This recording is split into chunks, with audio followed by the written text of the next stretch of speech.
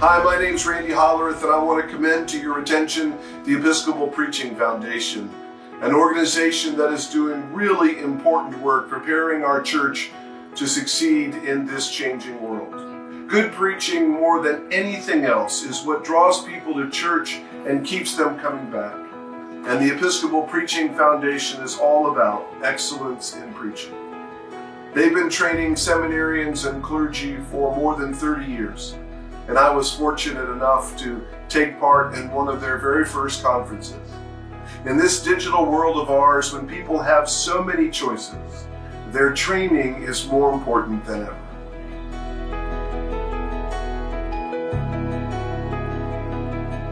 Hello, I'm the Reverend Stephen Smith. I've been an Episcopal priest and parish minister for over 30 years, and I've been at my current congregation, St. Patrick's in Dublin, for 17 years.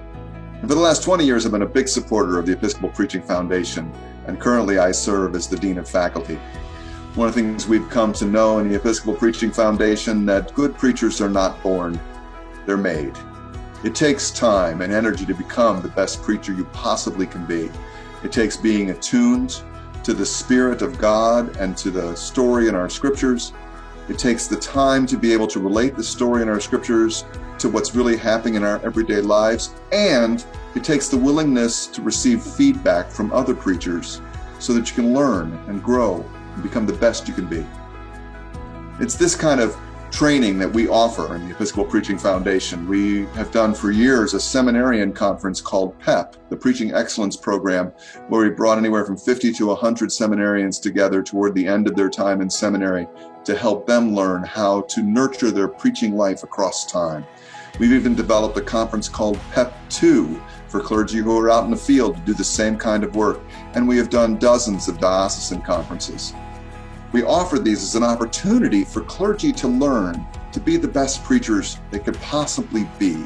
And every single one of our conferences requires that you sit in a group of peers and receive feedback on your preaching as a way of improving it.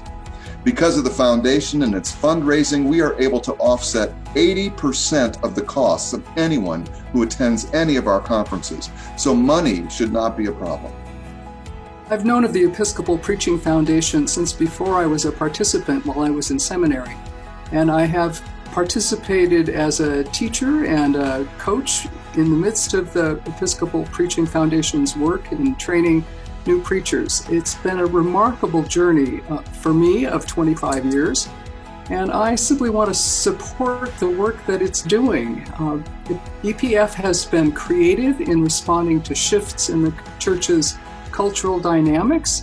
It's been creative in responding to this pandemic by producing online work, and it's increasingly impacting the effectiveness of preaching across the whole church, this multicultural, multinational body, in a season when we deeply need that kind of work. And I want to encourage you to support this work for the long term. We also have worked with the Iona Collaborative, a program that trains people for the ordained ministry in local organizations and in local dioceses, and we have developed a curriculum for them specifically to teach them about preaching. Allow me to say a personal word to you. I'm so excited to know how you have decided to be on a learning journey, how you have decided to equip yourself to make disciples, to be disciples, how you have decided to give yourself to this learning journey. And can I just say that this is exactly what I think is required of us right now. You and I are called to this right now by God. We are not an accident. We've got to tool ourselves so that we can talk to people right now. And I think the way that you're configured, this learning environment right now, is a great experiment to be running. So I wish you well. I'll say a prayer for you. God bless you in your endeavor. Don't forget you've got each other. Don't forget you've got the Holy Spirit. God bless you.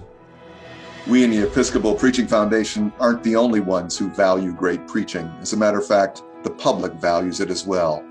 Research from the Gallup polls and from the Pew Research on Religion show that well over 70% of Americans say that they returned to church that they visited because of the preaching more than anything else. That wasn't true 10 years ago. 10 years ago, people said they would go to a church a second, third, or continuous times because the programming was good, especially for youth or children.